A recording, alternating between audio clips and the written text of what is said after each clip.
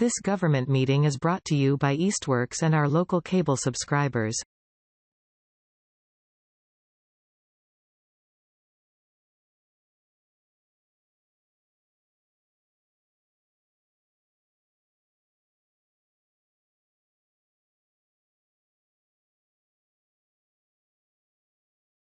Hello, everybody. Welcome to the June Commission on Disability meeting. First, we're going to go over who's here or not. So we're missing Jeff Brown and Bryce. I'm just going to check if we have an email or anything. Okay.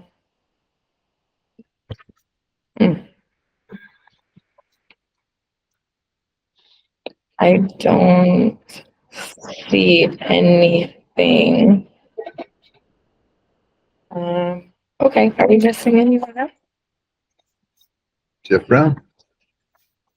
Ta-da! That's what happens. Is anyone here for public speak?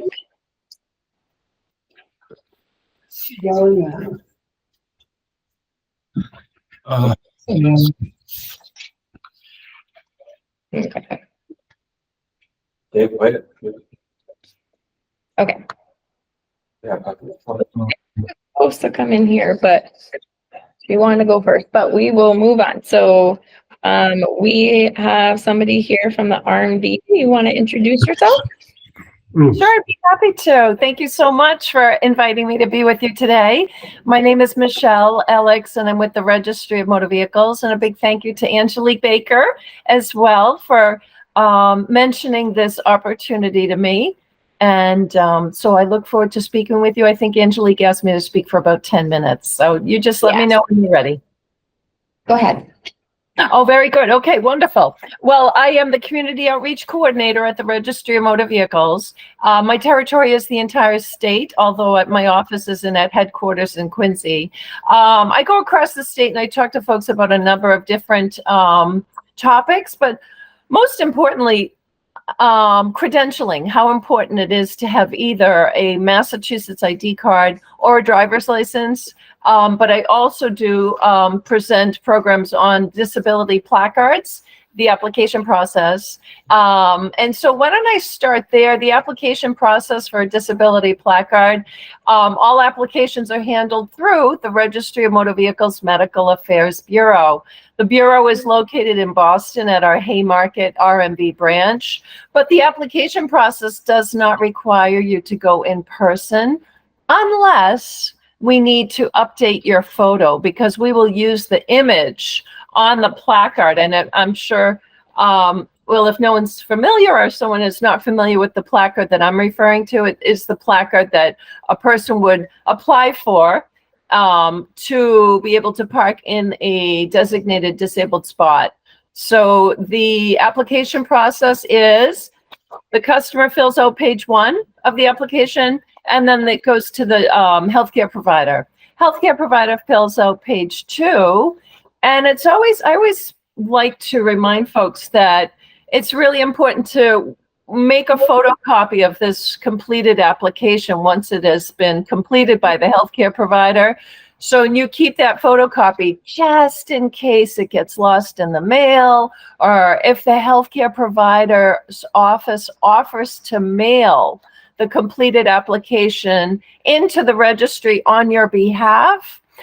I've been doing this job for about 23 years, and my experience tells me that although that is a very kind offer to mail it in for you or for the customer, I would recommend that you decline that offer and ask them to let you know when the placard application is ready and completed and ready for you to be picked up. Because if you rely on the doctor to mail it in, you really don't know when it goes in the mail or if it goes in the mail, and you won't have a photocopy of what exactly the doctor has put on your application. For instance, on the application, the healthcare provider must tell us whether or not the medical condition that warrants a placard may impact your ability to drive. So about 10% of all the applications that are submitted to the Registry of Motor Vehicles from customers who are hoping to apply or receive a placard or a disability plate. 10% do result in a loss of license, and that is because the medical condition that warrants a placard, the effects of that condition might be at a point where it could impact the person's ability to drive. So that's really important to keep in mind. So that's why I tell my customers, always make a photocopy. Stan, I'm glad that you did that. Keep a photocopy of that application, and then you'll be able to track, you'll mail it in. You'll be able to track when it goes into the mail, and you'll have a photocopy of it. So once the registry receives your completed application, it can take up to 2 to 3, it can take up to 8 to 12 weeks to process. However, if there is an urgent need, my email is in the chat, and I will tell you my email as well. And I believe Angelique Baker has my email as well, but it is Michelle, that's MICHELE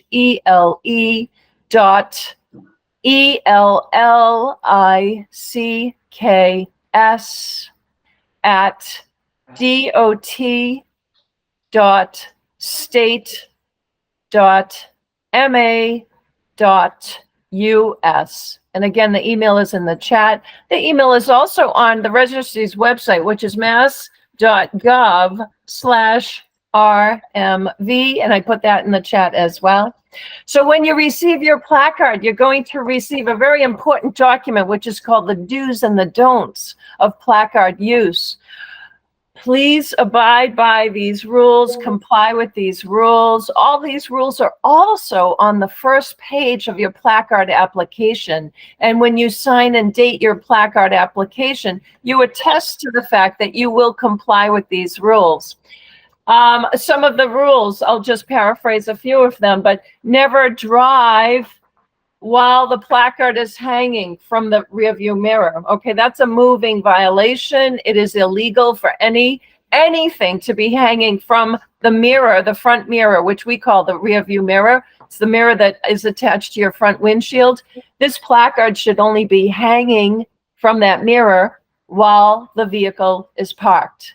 Never should this be hanging while the vehicle is moving, because it obstructs the sight of the driver. So a police officer can pull a car over if there is anything hanging from a rearview mirror, because it obstructs the line of sight of the driver. So that's a really important do not. That's a don't. Another don't is never let anybody borrow your placard without you going with them. And proper usage of a placard means that if a vehicle is parked in the designated disabled spot, the placard is hanging properly, which means it's facing forward so that any police or law enforcement or parking clerk can read the placard ID number, and they can read the placard expiration date. The picture, however, can be covered up. It can be kept covered. We send a sleeve along with the placard. When a person receives their placard, they get a sleeve along with the do's and don'ts. But if a law enforcement official or a parking official on detail, usually it's a detailed officer, asked to remove the sleeve, you must remove the sleeve, because we need to make sure that no one is misusing the placard. So always, this goes with you, the person with the disability. We issue placards to the person with the disability, not to their driver. So that's important to keep in mind. This placard is issued for 5 years, and we automatically mail you a new placard every 5 years if you have what's called a permanent placard. And I would say most people have a permanent placard. Well, how do you tell whether you have a permanent placard or a temporary placard? Permanent placards, the ink, the ID number, and the expiration date are in black ink. That's how it tells you that that is a permanent placard. A temporary placard, I might have an example of one, but a temporary placard, the expiration date and the ID number are written in red ink. So this is a temporary placard, and that's issued to someone who may be having knee replacement surgery or a hip replacement, or they have some medical condition that will eventually resolve. So temporary placards are only issued for a temporary amount of time. from 2 months to 2 years, and the doctor tells us how long the patient will need it. Once the temporary placard expires, we do not automatically renew and send you a new one again. A temporary placard, once it expires, that's it. You must return it back to the registry, and you must reapply all over again if you were issued a temporary placard. And again, temp placards usually have a lifespan of 2 months to the maximum of 2 years. Once it expires, that's it. Once the permanent placard expires, you also are required to mail this back into the registry once you receive your new placard. So this permanent placard, we'll mail you a new one about 2 weeks prior to the expiration date. And then once you receive your new placard, which will be, again, good for 5 years, just please mail in this old placard because we want to take them out of circulation. So important. Now, never leave your placard in an unlocked vehicle. So while the vehicle's parked, always lock your placard. We don't want it being stolen. Never allow anyone to use your placard. If someone is caught using someone else's placard and the placard holder is not with them and not entering and exiting the vehicle, that's misuse of a placard. Okay, so always important that if you're using a placard and the vehicle is parked in a designated disabled spot, the person with the disability must be entering and exiting the vehicle in order for you to be legally parked in that disabled spot. Now, if a person takes your placard and goes and uses it, and police find out about it, the police ask to see the picture, and they find that, Frank Sample is not here and not getting in and out of the vehicle. They will issue a $500 fine to the driver of that vehicle that is illegally parked in the disabled spot. They will also suspend their driver's license for 60 days. And the driver will also receive a parking ticket from the city or town. So for instance, if it was parked in Greenfield, and let's say somebody used your placard and you're not with them, well, that driver will get a $500 misuse of a placard fine, a 60-day driver's license suspension, a parking ticket from the city of Greenfield that can range from $100 to about $400, and the vehicle could be towed. So that is for the first offense of misuse of a placard. Second offense is it's a $1,000 fine, a 120-day license suspension, and again, a parking ticket from the city or town in which that vehicle is parked illegally, and we will have the vehicle towed as well. So, and one other fine is that if a placard holder knowingly lets somebody use their placard and the placard holder does not go with them. Excuse me, can I interrupt? Yeah. So Angelique just called from the municipal office, and I guess their internet is down over there. So what I'm gonna do is I'm gonna call her and I'm gonna put you on speaker so they can at least hear what's happening. Okay. And yeah. We can hear her. And then I didn't hear yeah. her. I was there. Yeah. All right. I will do that. Hold on. Cause we could hear her. Yeah, we can hear you because we can hear you and Stan and stuff. Yeah, great. And I'll just make sure that Angelique can. And it's great that this is being recorded as well. So Yeah, this is true. So she'll be able to. I think with like the municipal laws, like they're supposed to be able to hear or something. So of course, kind of makes sense. that makes perfect sense. So let me call and put her on speaker and. Oh, it's done. Got me. Okay.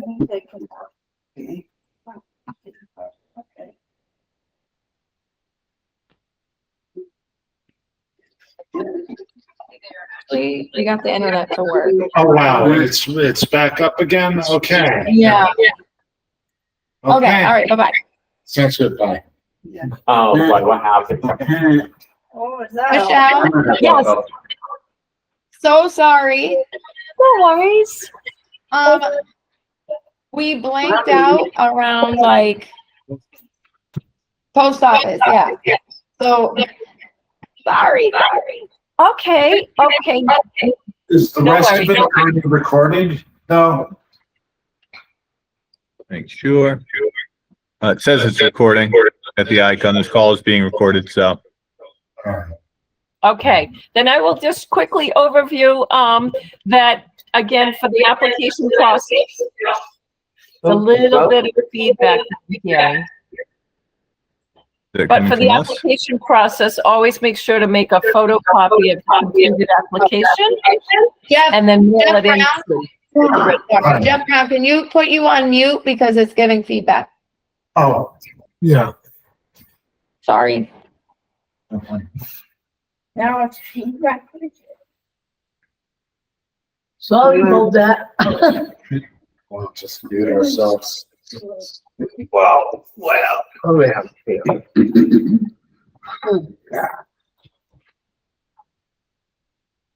Okay. All right. So after the application process, thank you again all for being here and hanging in there while we do the there's always technical things arise, and that's it's great that you were able to resolve it. So the what I started talking about was the do's and the don'ts. So when you receive your placard in the mail, you'll get a do's and don'ts, and also on the front page of the application, an applicant for the placard does sign and date that front page, which also includes the do's and the don'ts. It's really an affidavit that says, yes, I will abide and I will comply with all the rules and regulations concerning a placard. And first and foremost, never move the vehicle while the placard is hanging from the rearview mirror. So that's really important to keep in mind. This placard should only be hanging while the motor vehicle is parked in the designated spot for a person with a disability. So never, and it says right on the back of it, important, remove before driving the vehicle. So then it's because it cuts into the driver's line of sight. So nothing should be hanging from the rearview mirror while the vehicle is in motion. Now, obviously, it must hang while the vehicle is parked in the designated spot for the disabled person. And it must be facing forward so that law enforcement can read the identification number as well as the expiration date. A permanent placard is issued for 5 years. It has an expiration date of 5 years, and the Registry of Motor Vehicles will automatically mail a new placard to the permanent placard holder every 5 years. So check your mailbox about 1 to 2 weeks. It really does arrive about 2 weeks prior to the expiration date on your placard, and you should receive your new placard in the mail. Once you receive your new placard, we do ask that you return the old placard back to the Registry of Motor Vehicles, Medical Affairs Division, so it is taken out of circulation. I also mentioned quickly that the registry not only issues permanent placards, and you could tell it's a permanent placard by looking at the ID number and the expiration date, and they are in black ink. We also issue a temporary placard to people who have a medical condition that will eventually be resolved. So the temporary placard, for example, might, depending on the doctor, might be issued to a person who's having a total knee replacement or hip replacement, something that's going to impede their mobility for a temporary amount of time. The temporary placard is written in red ink, so the expiration date and the ID number are in red ink. All the same rules and regulations apply. The only difference is, unlike the permanent placard, where we automatically renew it for you and mail you a new one every 5 years, the temporary placard, once it expires, that's it. You need to reapply all over again, and you must return this to the registry. So that's a little bit about the types of placards we issue, the application process. Now, the do's and the don'ts, very quickly, Never, ever, ever let anybody borrow your placard without you going with them. A placard is not transferable to another person. It is issued to you, and you alone must use it. Proper use, legal usage of a placard means that even if you don't have a license to drive, the placard allows you greater mobility because somebody can give you a ride. Let's say your friend gives you a ride to City Hall or Town Hall, and you park in the designated spot for a person with a disability. And let's say you decide that you're not going to get out of the car, and you turn to your driver and say, okay, why don't you run in and do your quick errand, and I'm just going to sit here. Well, that's illegal use of a placard. The placard is for the person with a disability to enter and exit the vehicle. The person must be entering and exiting the vehicle in order for that car to be parked in the designated spot. Okay, so if you're not going to get out of the car, the driver needs to move the car to a regular parking spot and not tie up the spot for a disabled person. So again, the person with the placard must be entering and exiting the vehicle. The placard's not transferable, as I said, so if somebody uses your placard and you're not going with them, they will, if they are caught, they will receive a $500 fine. They will have their license suspended, so their driving privileges will be suspended for 60 days. They will receive a parking ticket from the city or town for illegal parking, and that ranges from $100 to $400, depending on the city or town. And the vehicle could be towed because it's parked illegally. So, and then that's the first offense. Second offense is a $1,000 fine, a 120-day license suspension, a parking fine from the city or town, and towing. And if a placard holder knowingly lends their placard to someone else, and the placard holder does not accompany that person, the placard holder will lose their placard privileges for 30 days as well. So that's important to keep in mind. It's not transferable. It is for you to use, and it is for you to use in anyone's vehicle that you choose to get into and out of. Now, it does not allow a person to park in the crosshatch area. And if you're not familiar with the crosshatch area, it is the diagonally painted lines next to, let me see if I can kind of get this a little bit closer. It's a diagonally painted line that is next to a designated disability parking spot.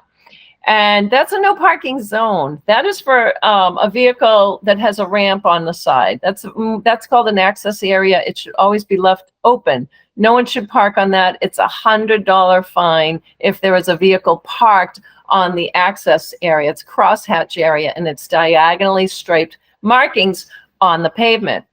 Also, very important to always lock your vehicle when you're displaying always lock your vehicle whenever you leave the vehicle, but especially if you're displaying a placard. Let's see. Always return the placard when you're done or when it expires. Or let's say it was issued to a person and the person passes away. We ask that the estate eventually return that placard to the Registry of Motor Vehicles. So one thing I forgot to mention is that in Massachusetts, a person displaying a valid placard properly, or a person who has a disability plate on their vehicle, if they are parked at a parking meter, and that parking meter is on a public way, public street, or it is in a public parking lot, Chapter 40, Section 22A of the Massachusetts General Law, again, Chapter 40, Section 22A, allows an exemption for the person displaying the placard or their driver to have to keep paying the parking fee. Okay, so that's important to keep in mind as well. So again, if a car is parked in a public parking lot or on a public street, that when your placard is displayed properly, your parking privileges exempt you from parking meter fees in Massachusetts, except at airports in Massachusetts and except at MBTA commuter rail or MBTA parking lots, you must pay the MBTA fees, you must pay the airport fees. But if you're parked in a public parking lot or you're on the public street, you do not have to keep paying that fee. So I don't want to go over on my time. I thank you. If you work with groups, I'd be happy to do another session. I do quite often traverse the state and go to councils on aging and do workshops on disability placards, but also on real ID, safe driving, basically anything that the registry deals with. But I'm the community outreach coordinator, and I do thank you so much for your time. And I would be happy to take questions if time allows. Does anybody have questions? do. Go ahead. Okay, I got my placard. A plate is what the signs still say here, but only a year ago. And my doctor, and this seems to be like their usual procedure. They just said they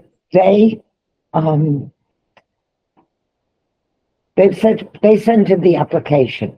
It was just sign here before you leave, and I signed whatever. And now you're telling me a whole lot of stuff that I had no way of knowing. I mean, some of it's common sense, but I'm just saying, does the RMV, are they, do they do anything about that? I mean, any sort of, or is there a website Yes. where you can see these do's and don'ts? Also, Yes. Right on the first page of your application that you signed and dated, at the bottom section, we list all of this. And when I'm sorry. Yes, when you outreach to doctors' offices, because they said, they said sign this now before you go. And I usually ask to read every page, but quite honestly, you don't want to make yourself a problem. we have done outreach with doctors' offices as well. But so your doctor's office initiated this application and had the application, so you did not bring it to them? No, exactly. Yes. So Yes, yes, if they yeah. have the application, they have received information from the Registry of Motor Vehicles. We have, our Medical Affairs Bureau is in constant contact with healthcare providers and hospitals and rehab centers.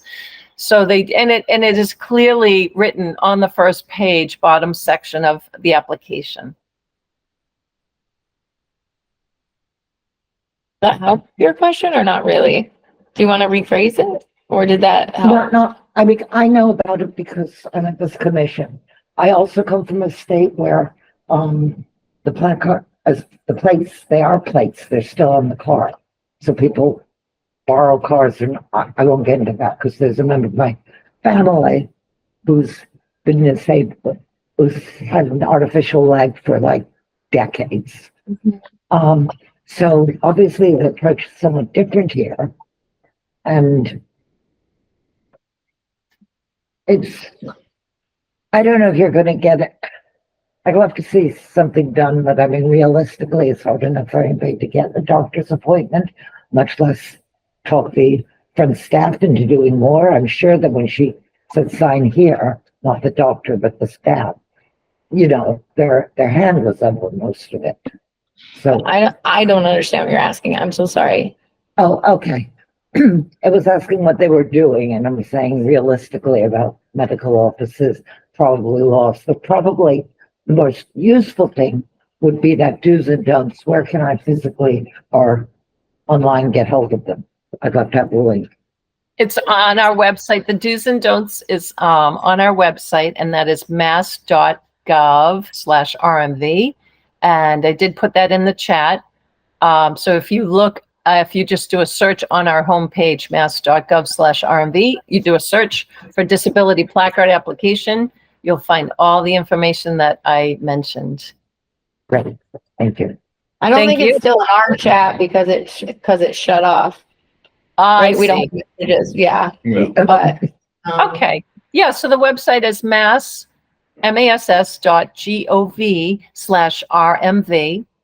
And then just in the search, just put disability placard application. And you did mention plates as well. The placard application is the same for whether a person wants a placard or whether they want a disability plate on their vehicle, or if they are looking for a disabled veterans plate, or if they are looking for a motorcycle plate. It's one application, and you tell us which one of those 4 options you're interested in. Thank you. Are there any more questions? Go ahead.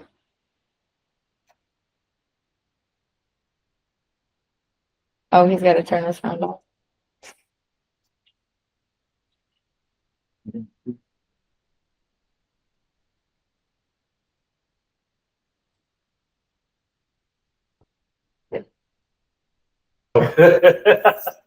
You saying your sister has one? Right, and I go over her sometimes. Oh, okay. Oh, your sister has one? That's nice. So I think, is that it? Thank you. I'm sorry, I missed the question. There was no question. It was just a statement that he knew someone that has one. That's all. Excellent. Oh, I forgot to mention one thing that reminded me. Your placard is, as long as it's valid and unexpired, you can use it in other states. So maybe you're visiting other states. We have reciprocity with all other states and countries. So you can use your placard. And conversely, if you have maybe an out-of-state visitor, we recognize out-of-state and out-of-country placards as long as they display the universal access symbol on the placard, and as long as they're following all the parking rules and regulations, then they're able to use the placard. Do you still not pay for parking in other states? Yes, that is if a person holds, let's say, a Pennsylvania disability placard, and they park here in Massachusetts, yes, they are exempt from having to feed the parking meter to pay the parking fees. Okay. Great, thank you. Thank you so much. I wish you all safe travels and a wonderful summer. Thank you for your time. Bye. Bye. Did you want to go? Your turn? Take it away, your turn. Just say hi. Oh, I don't know. Hi, Mayor LaChapelle. You guys invited me here. Yes, we did. So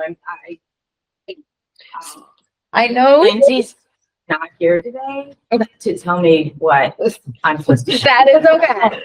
That is okay. I'm just gonna be really honest. So I know, Stan, and I know Jeff had a couple of questions, still about, one, whether or not we can have a bank account. 2, the funds that you mentioned that we may get or may not get, or whatever. And then 3, what was the other one? The fines from the, see, thank you. That's what I was thinking. All right, so bank account, there are a couple, Manhattan Trail, National Ornick Pond, their committees, they have bank accounts because they have,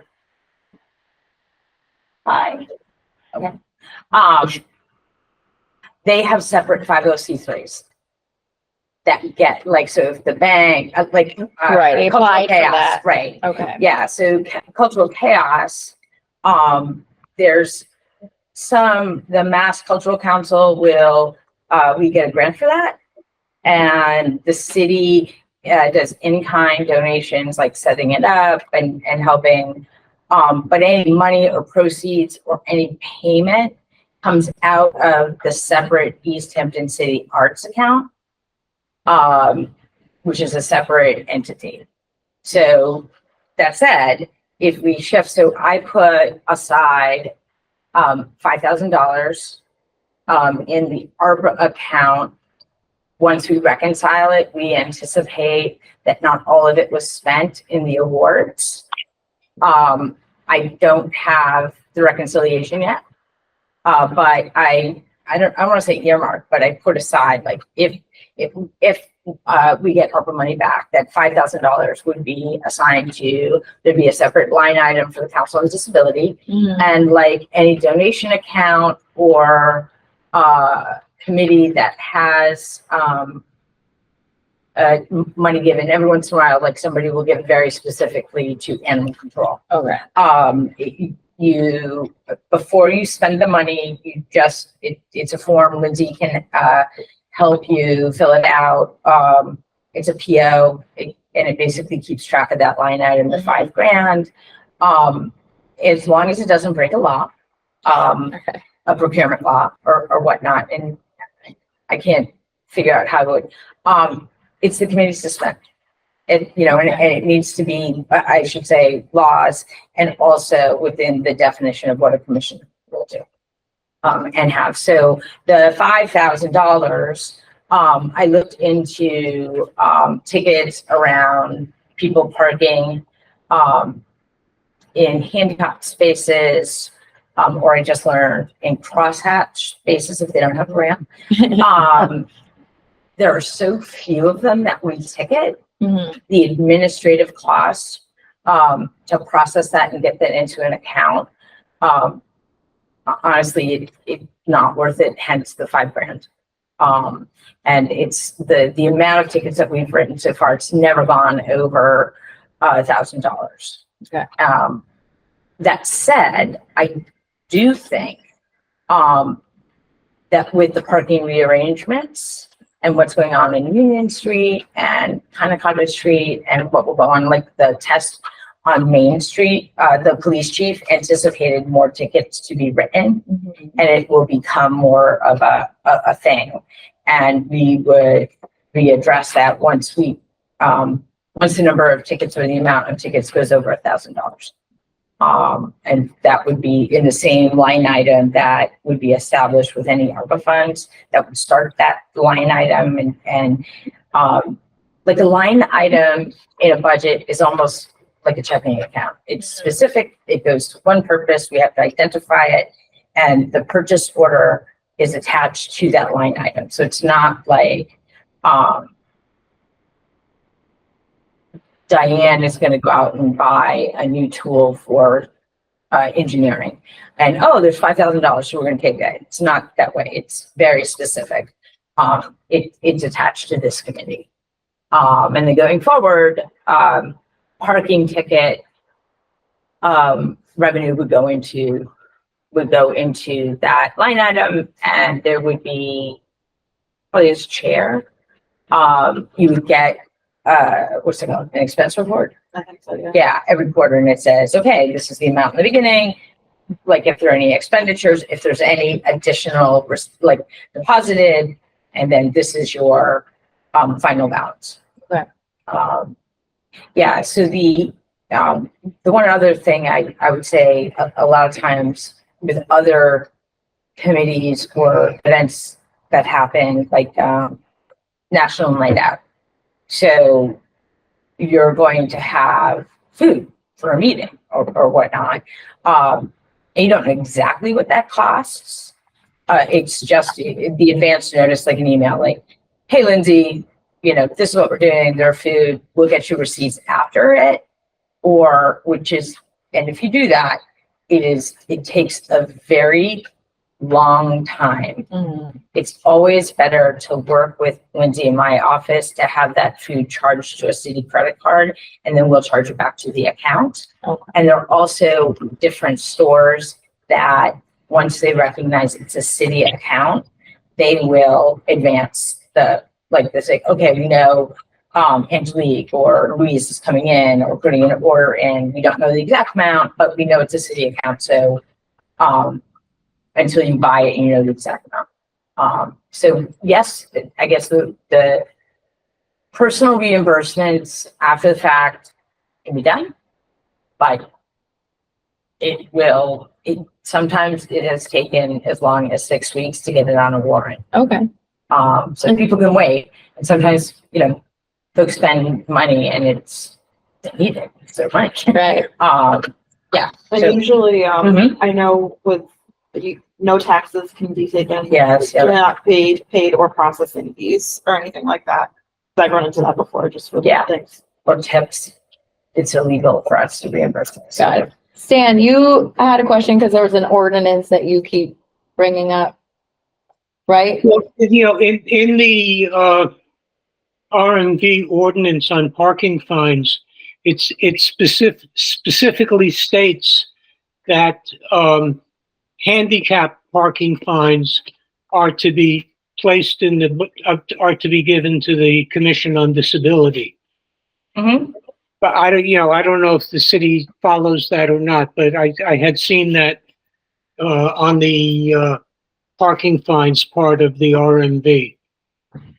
Yeah, so, yep, 100% correct. Because of the way our financial processing is set up, it's just easier and quicker for the committee for me to fund a line item that's at least at that level. Two things overall, in the city, people, like, we definitely have given tickets, but not a lot.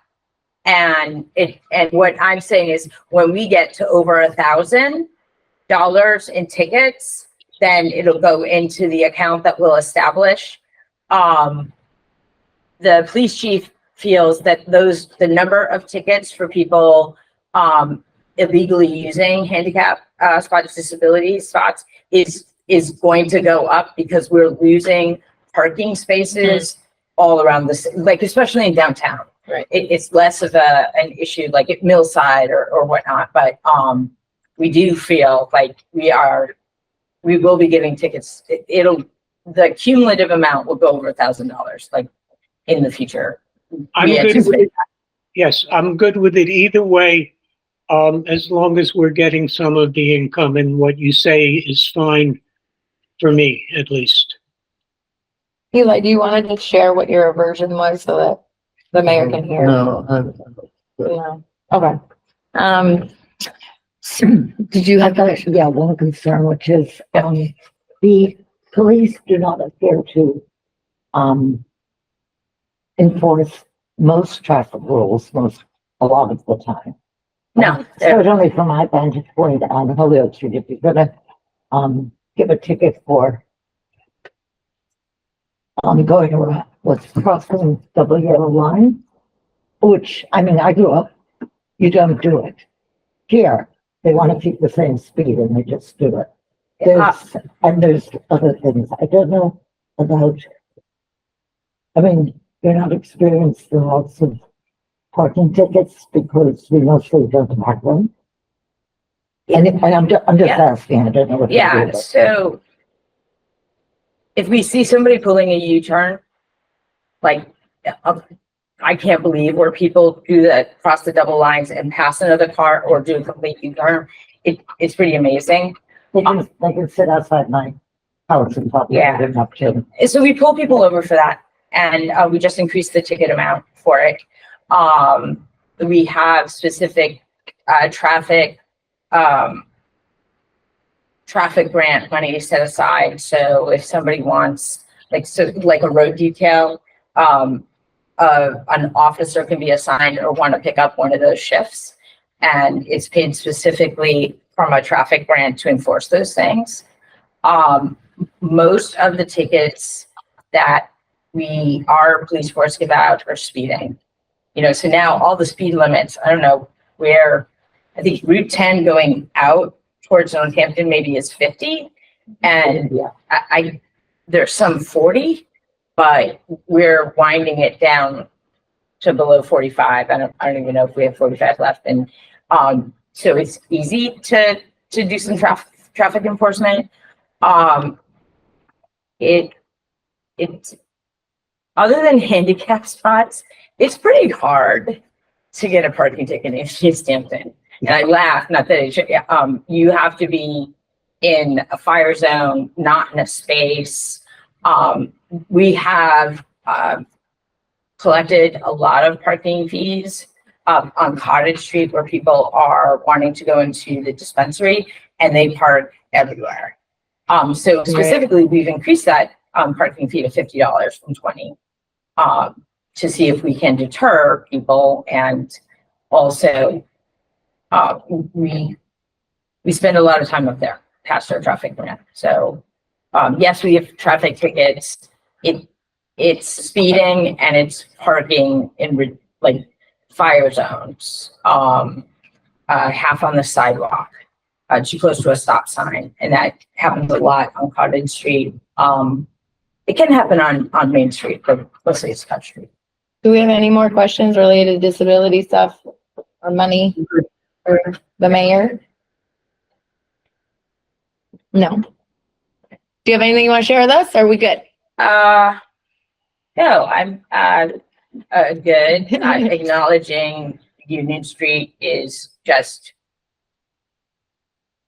threat to life and liberty. Walking down that street, I can't. I am not. I'm looking at the engineer, not blaming the engineer, but I'm just surprised that the contractor and also Mass DOT would let that go. I've said something to District 2. Just saying, hey, like, even, can you fill it in with trap rock? Can you, whatever, right? The answer is basically we're meeting, regulation. Right.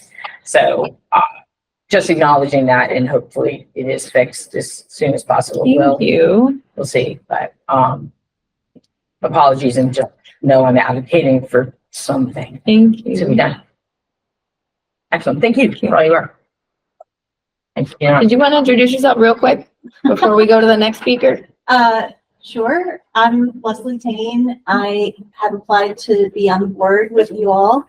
I am a parent of 2 autistic children, and I work for Pathlight, which is an organization that provides services for people with intellectual and developmental disabilities and or autism. I'm the communications manager there. And so I'm very invested in issues of disability, and I do it at work, and I would like to work on it in my hometown. I've lived here for 28 years, I think. And I would like to be more involved in what is going on in that. Thank you. So we're welcome. You work Can we all introduce ourselves? Yeah, we'll do that in a I'm minute. sorry, I'm sorry. I work for Pathlight. Okay, hadn't heard of them. Just wondering where you work. So Pathlight has an office. Our main office is in Springfield, but we have an office in Northampton, which is where I work. It's in the hospital here at the Hill area. And we have a number of programs associated with Pathlight that some people have heard of, more like Whole Children is one of our programs, and Autism Connections is one of our programs. And so as the communications manager, I do a lot of like public facing work for those programs. Great. Go ahead. Listen, I got a call a couple days ago from a parent who I think works in Easthampton, maybe they live in Easthampton, 2 adult children with autism, and is looking to make connections.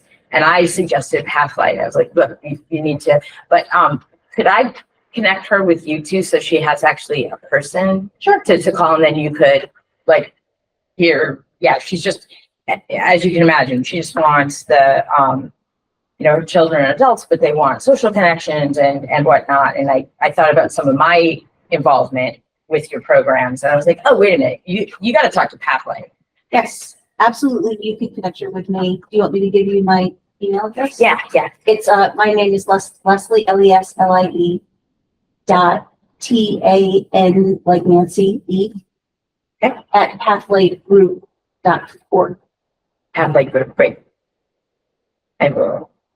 And we have a number of services that would be helpful for someone in that position. Yeah, I was thinking, I mean, I'm just familiar with the ones I know, but I know you do much more. Was it a .org? .org. It is. Okay, I will make that introduction. Thank you so much.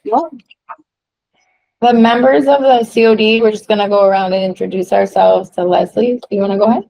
Sure. I'm Eli Gaiman. I'm the vice chair. You wanna go ahead?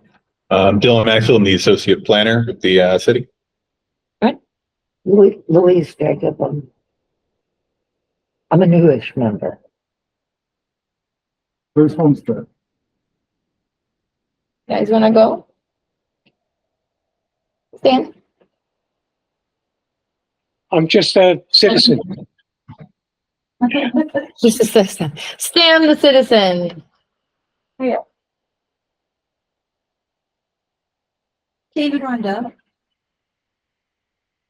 I think they're muted. So Yeah, they're just yeah. coming up to All right, unmute it. hold on a minute. So, Bryce, you want to go first? Right, I'm Bryce, and I was on the Council of Disability for how long? 3 years, maybe? He's been a 3 member for years. 3 years, I think. 3 years. You want to just, I'm Jeff Brown. I'm a member, I'm an Easthampton resident, and I'm also a voting member, and I'm a staff at Riverside Industries. And, you know, so Bryce and I are voting members, and we have several regular guests that attend with us, if anybody else would like to. My name is David. I work at Riverside and I do grass. Yeah. And David was a dancer in Let's Dance. Oh, Last- okay. with Oh, God.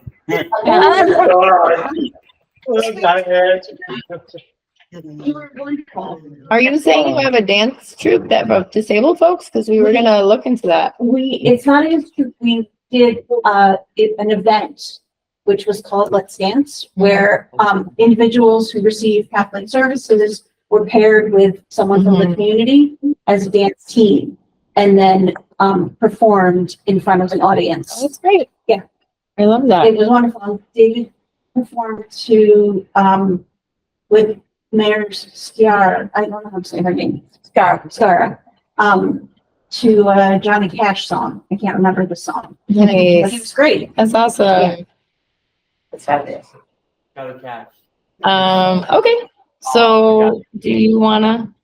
Yeah, I'm Diane Rossini Smith. I'm the engineer, city engineer. I took over from Dan Murphy. So I think you asked me to come here related to Union Street I or. know Jeff Brown had a bunch of questions. Okay, cool. Particularly. I'll do my best to answer them, and if I don't have an answer, I will get you something. Thank you. Okay. I wasn't expecting to, okay, so I would say, timing is, timing of when everything would be done would be one of them. The second one is the placement of the traffic signals and crosswalks. I don't even, like if I'm walking with Bryce or someone, Bryce couldn't even press the button. Look at, the signal would be over by the time he reached the crosswalk from the button. He wouldn't even be able to get on the crosswalk by the time We're the talking signal. about at Cottage Street or. Yes, Cottage Street, just everywhere in town. The timing of how long the walk signal lasts is awful. People can't, people can't make it across. The buttons for the traffic signals are too far from the painted crosswalks. And there's no auditory cue that it's just a really, there's no boop, boop, boop, boop, and it's just really hard for people who might not be able to see. Or I can tell you that there's been times that I've just been turning around and making sure a group is on the way, and then I look and the crosswalk signal is all the way, it's already halfway done blinking white, and it's about to go back to red again. Whoever planned that whole process, and I know you didn't work here at the time, I don't think they've ever been disabled or worked with disabled people before. So I generally understand what we're talking about, but I want to confirm, is this just on the Union Street project? Is this all over town? Like, I'm just trying to kind of zone in where you're talking about. I'm definitely, I think I'm focused mostly on the Union Street, Pace Ave, Cottage Street area. That's the one I notice all the time. I feel like the Main Street one is the crossing across Main Street is better because they do have the auditory queue there, and I feel like it does last longer. But I don't know. The one right near Riverside is the one that I cross all the time with clients, and it was always bad, and it's gotten worse since the new project, and that's disturbing. Can I ask, are these Route 141, because we've been told that that's state, not local? No, 141 is local. Everything on 141 is up to. Yes, the only state roads in Easthampton are parts of Route 10. So it's Route 10, Northampton Street. So basically from, I don't know exactly where the line is, but roughly where the bridge over the Manhan is, all the way to Northampton. And then from South Street to Southampton. Okay, in the past I was told by City Hall. Okay. That 141 is getting paid by DOT, if that's what you thought, as part of a DOT project. So I don't know exactly what you're, So DOT is, has some funds that I think they got from the federal government, and they're picking some roads in different towns to try to kind of mix it around. And I don't know the timing on it because it's a DOT project. But they are planning on paving both the Holyoke from, I think, Route 5, but I'm not 100% on that, all the way down Mountain Road and to where we stopped Holyoke Street last year. So the only questions that we're supposed to be asking are about accessibility stuff. Yeah. Okay, that's not. So what were you going to ask about 141? I was going to back up because when I had it's an overlap of disability, and I stand senior concerns, but the what we're looking at there, I was shocked when I had an operation 2 years ago. You cannot get across the street in the time. So I just want to say we're talking about right here still. Yeah, that's okay. I'm looking at that one. So I can check into it. My guess, and this is all a guess because DOT is currently they do the construction oversight for the project at this point. For any what they're called TIP projects, which are transportation improvement projects, so it's through a DOT process. City is usually in charge of the design, and then once the design is done, it goes through a whole specific process through DOT, which is the Department of Transportation, and then once it's gone through the whole approval process, it gets basically handed over to DOT. So they do the construction side. So that's what Union Street is under now. So DOT is kind of like, they're in charge of this project right now at this point. We are with coordination and things like that, but it's a DOT project at this point. My assumption, just knowing how construction works, I don't know if this has been timed to the final timing of what this light is going to be. They may be waiting till the end of construction, but I can check in with DOT on that, and I can also see if they can adjust it, even though it's not in the final stage yet for this piece, because I know they were replacing, and I think they already replaced all the lights in this intersection. So I can see if it's the final, timing that they have for this intersection, and two, if it's not, if they can do something to help in the interim. I think Jeff was saying it's most of them. I don't know. That's what I was trying to clarify, because I didn't know if we were just talking about this intersection or somewhere else. Like that was the part that I was getting a little confused on. Jeff, is there another specific question? Did she answer it, or? I think, no, I mean, to know that it's under To know that it's under DOT control, that answers a huge question, I guess. How is this information getting relayed to them? I have a contact with DOT, so Okay. like if there's certain things that come up, I can definitely, especially if there's any specific things. Well, the timing and Yeah, the placement of the traffic signals, it's just. Yeah, It couldn't be more set up for failure and like tragedy. It's a little tricky. They may be able to help with a better path. But the problem with the traffic signals right now down in this intersection is the fact that curbing is moving, sidewalk is moving. Okay. So they're placed so when they put the new stuff in, that it works for that.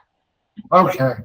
So once they get down here, that should be improved, at least the placement wise, I hope, because I would assume that it was designed correctly for what is needed. But I do know the layout of where the curb and ramps and sidewalk is adjusted as part of the final design. And I think these lights were put in for the final design, not for the interim during construction. All right. I'd be curious because the timing is too short. It keeps the traffic up. No, I know, and that's the thing. Like, I don't know when when they do the final time, like the box where they change the timing for the pedestrians, because that's all tied into the whole lights, the overall lights. So I don't know if they've done that. I can check on that definitely. And is there? I can't tell you about the rest because I could not walk further. And if it was in winter and it was icy, I wouldn't have been able, I couldn't walk. That cut off my access to, City Hall. Plus If you other could give things. me more specific locations. My most one is here. Okay, that's the one I'm gonna check in on. Yeah. And otherwise, like, it depends on the location. Like Main Street, we currently have, I don't know, I assume you know, and I assume Dan shared it with you. We have a, we're going under the next tip design right now, that tip that I had just talked about for Main Street. And so that whole intersection will be redesigned as well, as far as, traffic signals, timing, all that stuff. But I mean, that'll be years down the road, because it's a long, I think they started this design, around 2015 to give you an idea. Like, some of this stuff takes a little bit of time. Who's in charge of the timing? Is that set by the state or by you? I'm in the town. At this point, because it's under construction, I would say DOT is probably doing the timing. The final one, once the construction's done, it would be the city. But right now, because it's in that weird gray zone between construction and non-construction. I'll just say that I won't keep talking about, but my personal experience where I really could have moved is I live not that far away. Yeah, it should be walkable. It wasn't because of that, to the point where I couldn't tell you about Union Street because I couldn't access it on foot. That also happens when it's icy in the winter. I'm just saying, long-term problem. And mine would have been 2019, so I don't think any of the work is started. Yeah, I mean, at that point, I had just started working here, and I wasn't in this position right now. I wasn't working, I understand. I was semi-involved in the Union Street project, but that was more, Dan Murphy kind of took the lead on that. And I think it actually started with an engineer before him. So it's been a handing off. So, yeah. So you're not the assistant. I am not the assistant. Okay. I was Okay. previously, and then I'm the city engineer now. Congrats. So thank you. But yeah, as far as I can check in on the timing. Are there is it all the crossings at Cottage Street, or is it specific crossings at Cottage Street that are working and not working, or just in general, Cottage and Union?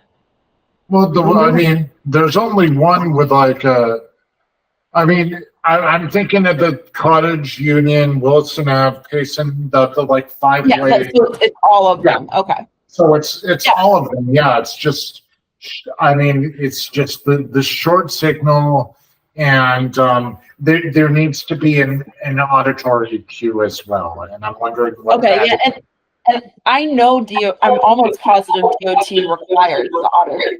Oh. I think, Yeah. I'm not 100% sure, but I will check on that, but I don't know if they just haven't. Yeah, okay. If it's in the plans, then that's great. I don't know what's in the plans. I just know that when we've done our, it's part of the system we put in. So, which are the rapid flashing beacons. They're like the one at like 15 Cottage Street, that one. So I will check on that, make sure there's an auditory, component to those. Because right now there's like we At the right end now of you press the button. Right now you press the button. It says wait, but it doesn't like say wait verbally. Yeah, the when it's actually going, if there is anything that when the walk signal is actually happening, you can't hear it over the traffic noise. I don't know if they're attempting to, but it's not. Okay. Yeah, I definitely can check on that.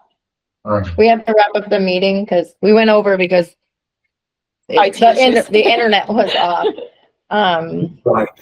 So I have your email, so if they have any more questions, and you'll check back in. Yeah, great. I know I was gonna ask you to talk a little bit, but can we do it next meeting about that? Perfect. One sentence. Sorry about the disability trail thing that's trying to be more. Yeah, all the That's different. Somebody else, Meg, is gonna come and talk about it. Yeah.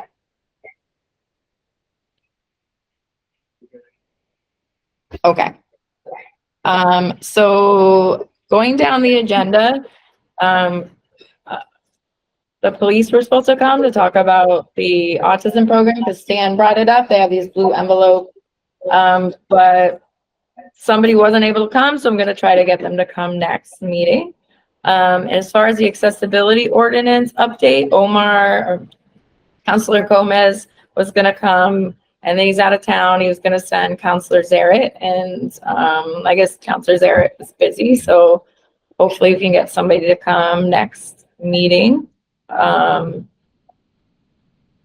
And then, did you just want to give a 1-minute update about, did you get anybody for your ZBA? I had, I know Stan showed interest. I don't know, Stan, did you actually put in the application for zoning board of appeals? Not yet, no. So far that was the only interest I've gotten here from this board, but we have gotten applications, from other people throughout the city. So if anyone is interested in serving on another committee, the zoning board of appeals is currently, taking applications, looking to get folks on there. That affordable housing project, 385 and 391 Main Street, with community builders. That hearing has already begun. So anyone who applied, if you were appointed, you would be able to serve on that. But we are expecting other affordable housing projects to be coming to us, in the next year or so. So there will be other opportunities for anyone who might be interested. So great. No, but it, does it have to be in person or? Nope, they're hybrid meetings. Okay. Yep, we meet the last Wednesday or the fourth Wednesday of every month at 6 p.m. Thank you. So we still are looking for new members. I had made a post online. That's how you, and I got 5 people that responded. We had 5 spots, so I got all excited, but a couple of them can't come during the day. And I haven't heard from some of them, so I'll check back in. But that was great. We're still gonna be looking for people to sit at a table for an hour or two, like at the farmer's market. Usually him and I do it, or just him, and so we're looking for somebody else to maybe take a turn when we can't make it. I volunteer. Yes. I could volunteer again, repeating it. I have. I don't want to do it alone yet. You want to do it what? alone. I said that Yeah, before. yeah, that's hard to get two people. But we'll figure it out. What else did I not cover? The only other thing is that Liz Booth had told me that there's in July 1st is going to be like a disability. I forgot what she called it. I had it in front of me and now I misplaced it. Raising of the flag. Yeah. And she invited us if anybody wants to come. So I had forwarded the information, but we could talk about that the next. No, wait. There were no. So we will go through email to chat about it. If anybody wants to come. I'm gonna have to double check. So I believe it's just this one right here. That's where they do most of the flag raising. That's what I figured. So I assume unless it's not really just Look it up right now. Is there any new business that we really need to talk about before we close the meeting? What? No. No, I mean, yeah, sorry. I mean, what the heck? No, no, I'm not tired about it. Is there new business? We're good. We're good. I can explain what autism awareness month. Yeah, I'll mention that in 1 second. So it said the flag raisings at 10 a.m. here. It's Disability Pride Month. That's what it is. I'm supposed to go fly on carpet. But I'm supposed to go fly. Don't worry about that. Don't worry about that, Papa. Okay. It is at City Hall. Yeah. Liz had said that she had some requests in recent months for more recognition and acceptance from the community in regards to residents with different abilities. So that's why they're doing it. Yes, the dancing. So December 3rd is World Disability Day. And so we were wondering if we could maybe put something together. And then Jeff Brown said, what about disabled dancers? Because I dance and I'm disabled. And so he thought maybe I would know some people. So I've been asking around. So, Ashley Cole runs a dance studio. I know Ashley. You do? So she knows a number of people with disabilities who dance. And we have a dance class at Whole Children and Milestones. And so Whole Children and Milestones. Whole Children. So that program goes from age 3 all the way through adulthood. There's no end date. We have a dance class there that will be starting. Our summer classes start July 9th. And so I think David actually has taken that class before. And so we have some dancers there. And I know of a couple people who dance who have disabilities also. Okay. And Ashley Cole, like from Ohana. From Ohana. Yeah. I took her hip hop classes years ago, her little mom hip hop classes. Very mom. I was looking for a little more like hardcore. It's a little bit very, very bubbly. She partnered with Athlete for Let's Dance and does classes there for people with disabilities. Great. Okay. And she's out of Chicopee though, right? Yes. Okay. All right. I love that. Thank you. I feel like I'm missing stuff, but it's probably because we were supposed to have some people come and then they were unable to make it. So before we close, is there anything anybody really wants to share? Oh, wait, the minutes. Did anybody object to anything on the minutes at all, or can we just approve the minutes? Aye. That's very official, isn't it? Sorry, guys. A little disorganized today. Great. They are Mallet. They're in. So no, nothing else? Thank you for coming. Oh, I do. Yeah. I love that. Thank you for always coming. You're the best. Love you guys. Yeah. You've been watching, yeah.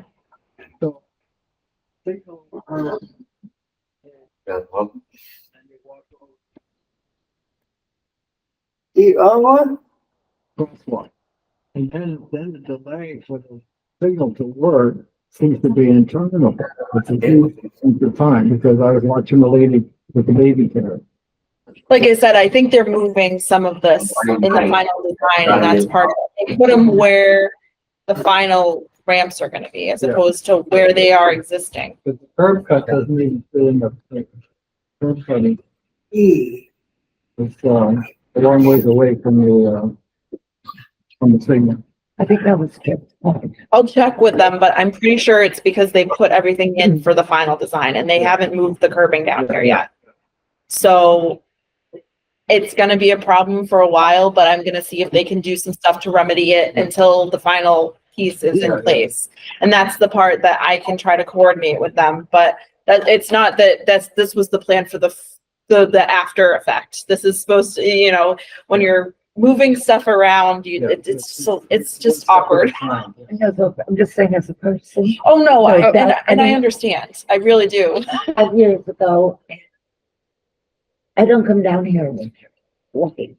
I have to shut the meeting down, but you can keep talking, but I have to shut the meeting down. So, meeting adjourned.